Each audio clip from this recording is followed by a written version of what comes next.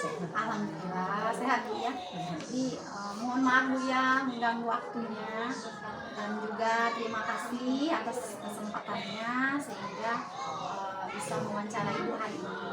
Jadi kebetulan saat ini Bu, saya ini kan dalam proses pendidikan guru penggerak.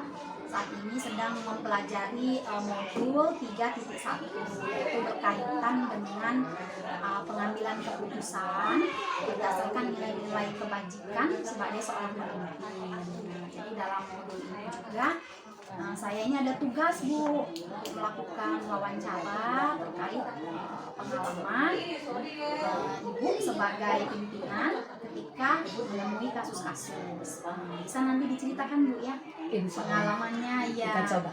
Ya, jadi harapannya saya bisa menyerap ilmunya, menjadikan pembelajaran tentunya Bu untuk saya. Boleh kita mulai sekarang Bu? Siap, insya Allah. Jadi selama ini bagaimana Ibu dapat mengidentifikasi kasus-kasus yang merupakan dilema etika atau bujukan moral? Sejauh ini Ibu selaku pimpinan atau kepala sekolah sudah barang pasti banyak mendapatkan kesulitan, kasus, permasalahan yang ada di sekolah.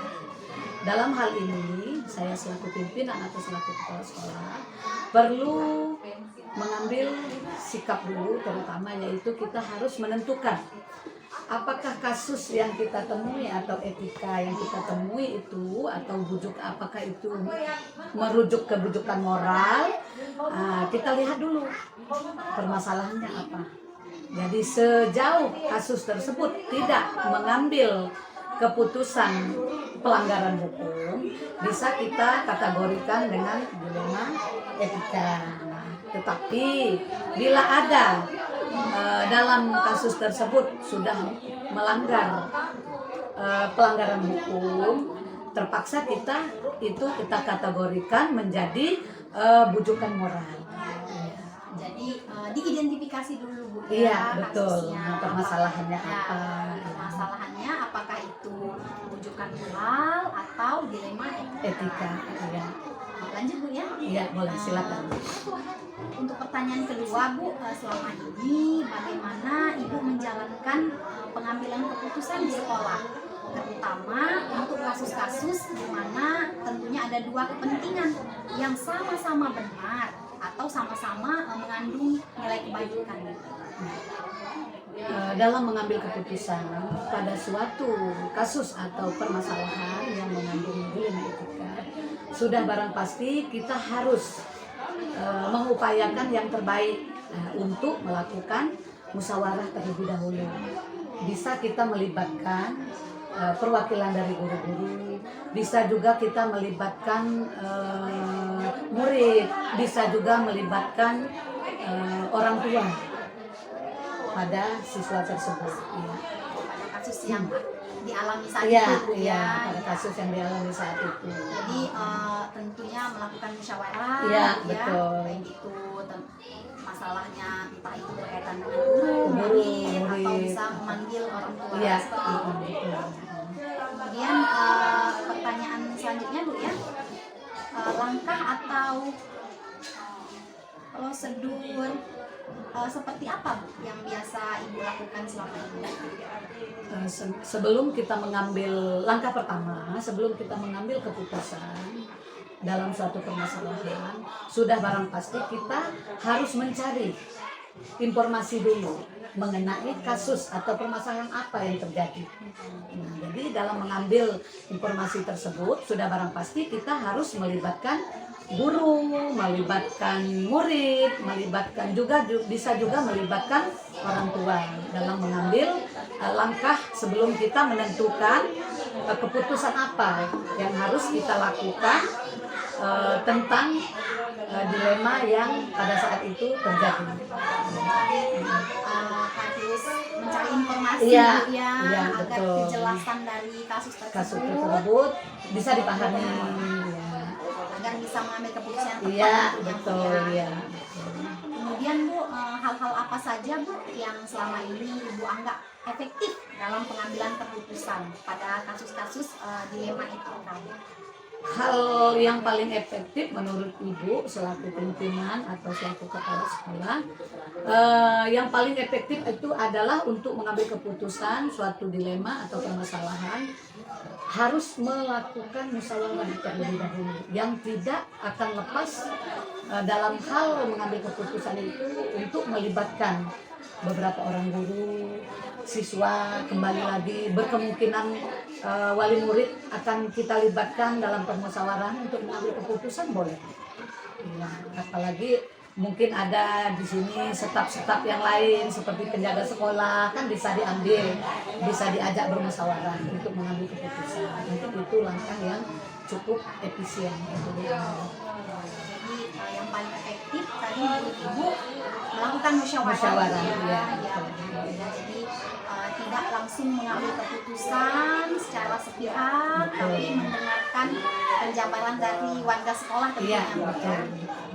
Selanjutnya Bu ya. Iya, boleh. Hal-hal apa saja Bu yang selama ini merupakan tantangan Bu dalam pengambilan keputusan, terutama pada kasus-kasus dilema etika? Tantangan kita, Ya.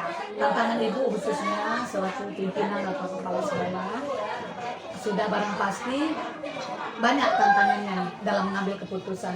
Sudah barang pasti permasalahan itu tidak semuanya diterima dengan puas. Nah, jadi itulah merupakan tantangan. Ya, jadi dalam kekurangpuasan itu adalah wajar. Ya, karena mungkin pihak yang mempunyai dilema atau atas keputusan kita, mereka ya kurang puas. Mungkin hanya itu Tantangannya itu salah satunya banyak dari kasus-kasus yang telah dihadapi, salah satunya dari pihak yang lain itu merasa tidak puas ya, dengan apa yang sudah Ibu putuskan ya, saat itu. betul. Kemudian Bu, apakah Ibu memiliki sebuah tata kelola atau jadwal Bu dalam sebuah penyelesaian kasus dilema etika? Nah, apakah Ibu langsung menyelesaikan di tempat atau memiliki sebuah jadwal untuk menyelesaikannya? Bentuk atau prosedur seperti apa yang dijalankan? Kalau jadwal, Ibu selaku pimpinan di sini mungkin tidak mempunyai jadwal, karena kan dilema atau permasalahan di sekolah itu tidak terjadwal.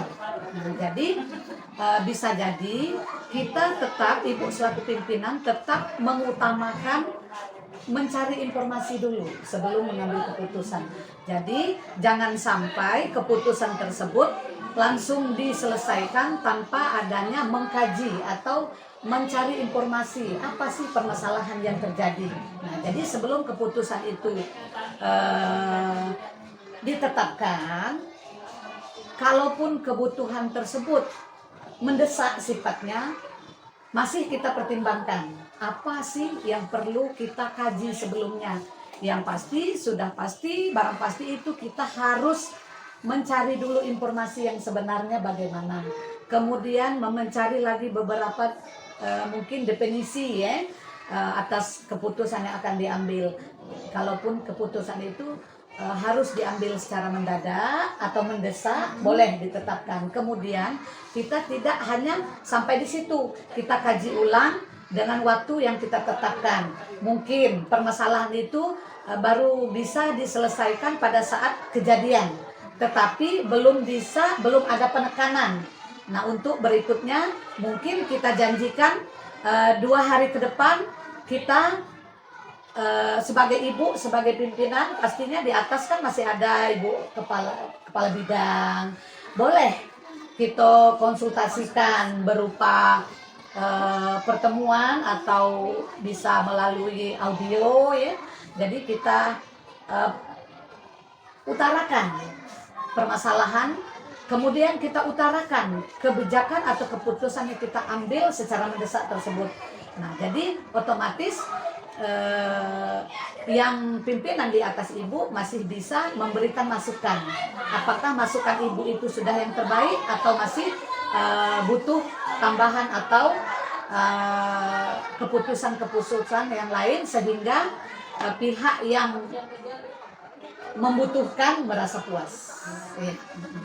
Jadi tidak selalu terjadwal Iya, seperti itu, betul. Bu, ya. Jadi saya tangkap tadi Ibu akan mengkaji Iya, kembali betul. kasusnya agar keputusan itu bisa sesuai dengan nilai-nilai kebajikan. Iya, tentunya. betul.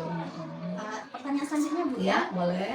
adakah seseorang, Bu, atau faktor-faktor apa yang selama ini mempermudah atau membantu Ibu dalam pengambilan keputusan dalam kasus-kasus dilema etika?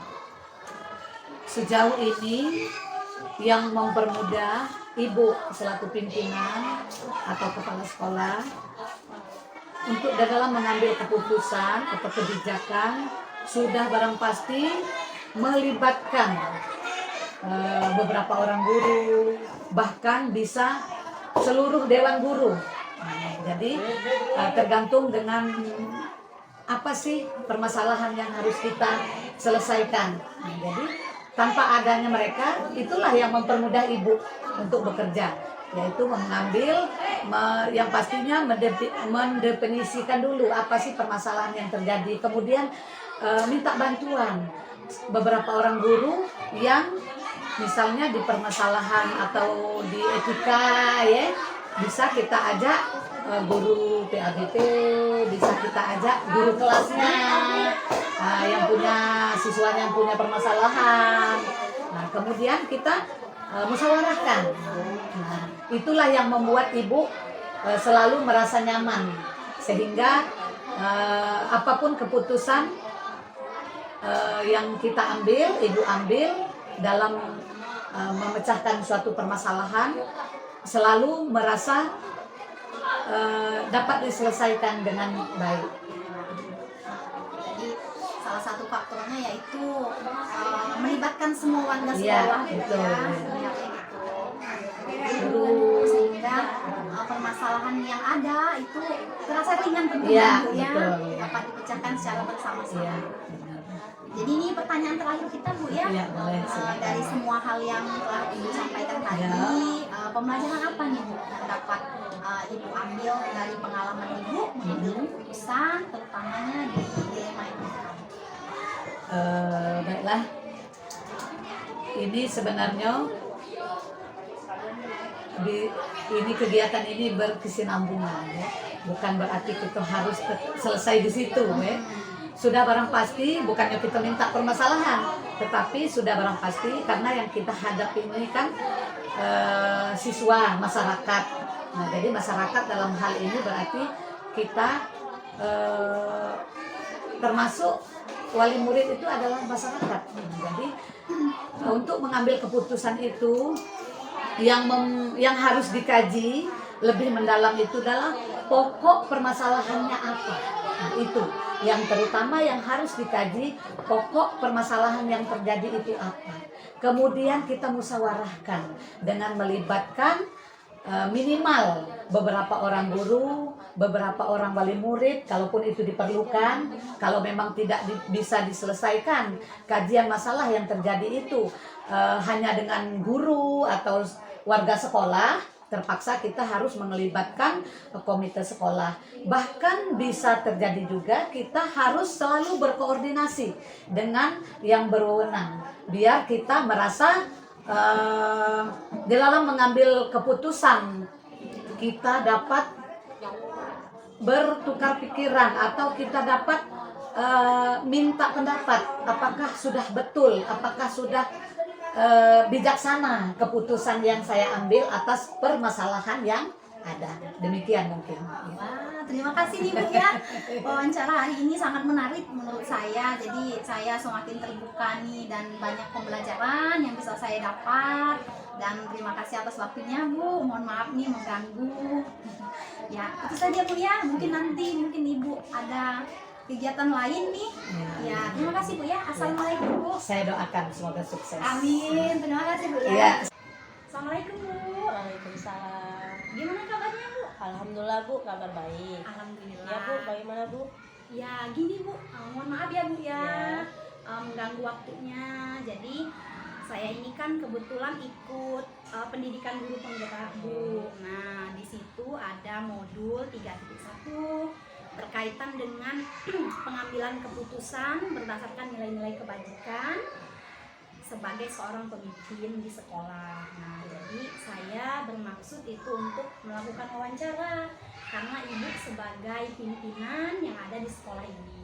Ya boleh. Ya, jadi boleh kita mulai, Bu? Ya boleh Bu. Ya, baiklah. Jadi pertanyaan pertama, Bu, ya. Ya.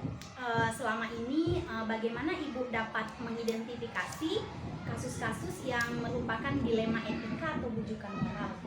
Iya Bu, kalau untuk mengidentifikasi kasus-kasus dilema etika atau bujukan moral itu, saya mengidentifikasi dulu kasus itu. Apakah semuanya benar atau ada benar atau antara benar sama salah.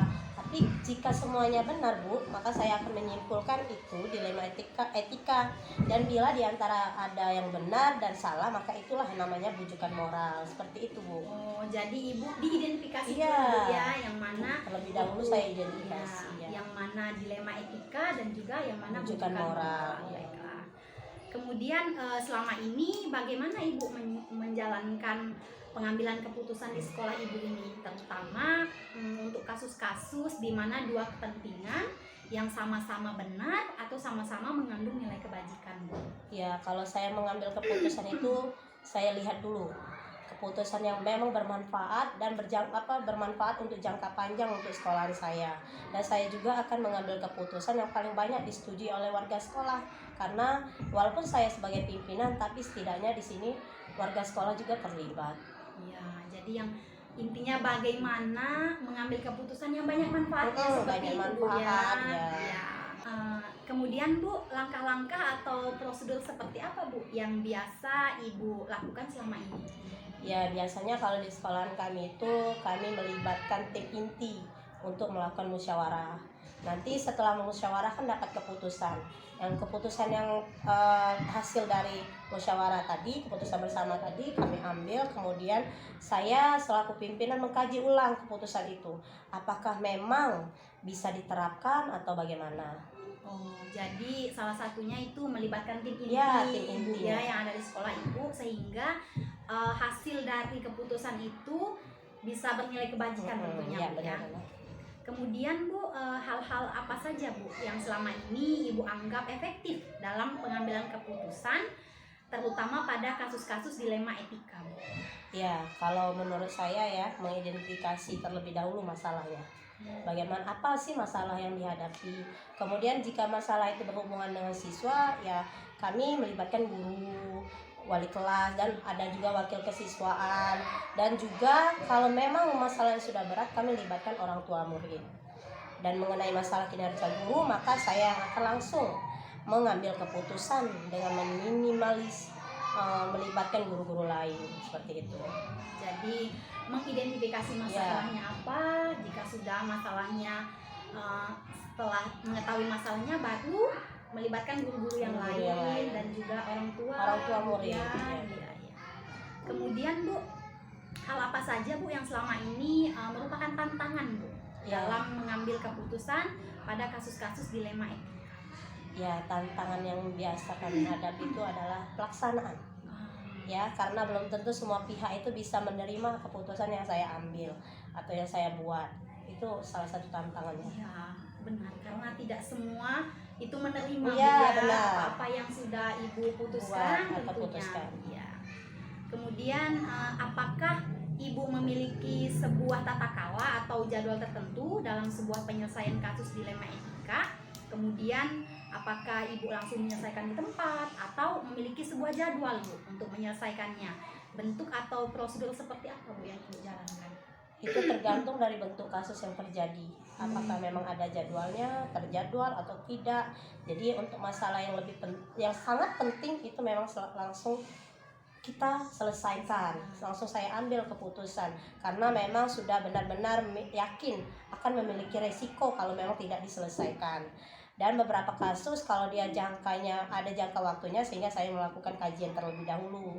Seperti itu. Jadi kalau mendesak itu langsung Bu, Iya, ya. langsung kita ambil keputusan. Iya. Karena sesuatu yang mendesak itu kan, kalau misalnya kejadian-kejadian siswa itu mendesak, harus kita selesaikan. Iya, benar-benar Bu. Kemudian Bu, apakah ada seseorang atau faktor-faktor apa Bu yang selama ini mempermudah atau membantu Ibu dalam pengambilan keputusan dalam kasus-kasus dilema? Pasti itu. Selama ini saya selalu melibatkan tim kerja. Jadi kalau masalah siswa itu ada guru BK biasanya, atau wakil kesiswaan, atau wali kelas, dan bila perlu orang tua murid tadi jika masalah itu memang sudah berat. Dan kemudian masalah sarana prasarana saya akan melibatkan wakil Sapras sarana prasarana, dan ini juga berlaku untuk kasus-kasus murid yang lainnya atau kasus-kasus yang lainnya. Intinya melibatkan semua warga sekolah. Iya, tentu itu. Iya. Karena saya pasti membutuhkan Bantuan Bu ya, benar-benar. Ini pertanyaan terakhir kita Bu. Oh ya, boleh. Dari semua hal yang telah Ibu sampaikan tadi, pelajaran apa Bu yang bisa Ibu petik dari pengalaman Ibu mengambil keputusan khususnya dalam dilema etika? Ya, sekarang nih saya memikirkan kalau semakin banyak masalah yang kita hadapi atau kasus yang kita hadapi, maka saya juga pasti akan terasah kemampuan saya dalam membuat atau mencari keputusan, mengambil keputusan, dan melibatkan tim kerja kita dalam membuat keputusan dan melihat kerjasama tim kerja kita. Ya. Wah, terima kasih Bu Ya. ya atas kesempatannya bisa Ya, berkunjung ke sama-sama. sekolah Ibu. Ya, Semoga kedepannya semakin lancar dan amin. juga Sukses. ya tentu saja sukses. Itu saja mungkin Bu ya. Iya, semangat Bu Iya, pendidikannya. semoga menambah pembelajaran untuk saya, Iya, iya. tentunya untuk pengalaman-pengalaman ke depan. Mm-mm. Terima kasih Bu ya. Ya Bu, Assalamualaikum. sama-sama. Waalaikumsalam.